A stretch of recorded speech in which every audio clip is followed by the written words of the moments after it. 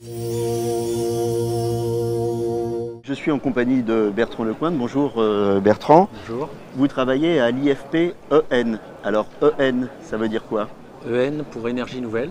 Oui. Effectivement, à l'IFP, on développe et on fait la promotion des énergies à bas niveau de carbone, comme le gaz dont on parle aujourd'hui sur le salon Expo Biogaz. D'accord, alors justement, pour les gens qui ne sont pas au salon, ici on est sur l'Agora GNV et sur cette Agora GNV, vous exposez deux véhicules.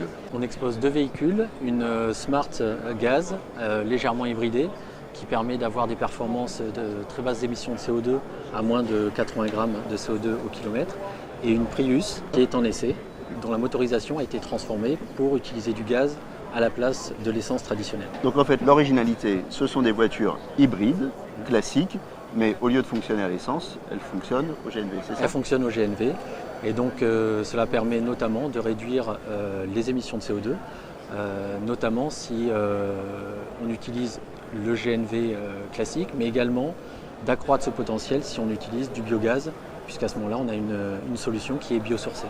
Bien sûr.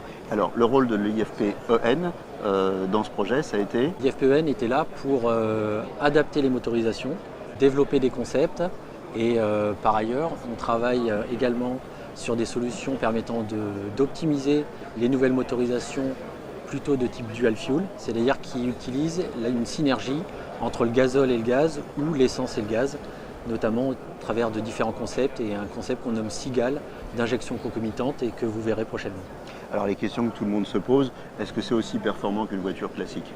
Alors on garde les mêmes niveaux de prestation qu'une voiture classique, donc il y a eu des adaptations moteurs et c'est là qu'on est intervenu pour rendre au véhicule son agrément. Lorsqu'on utilise du gaz, on a une légère perte de performance, donc il y a des adaptations à faire, des modifications pour revenir à un véhicule qui se comporte, et comme vous pouvez l'essayer sur la Prius, qui se comporte tout à fait de manière similaire au véhicule d'origine.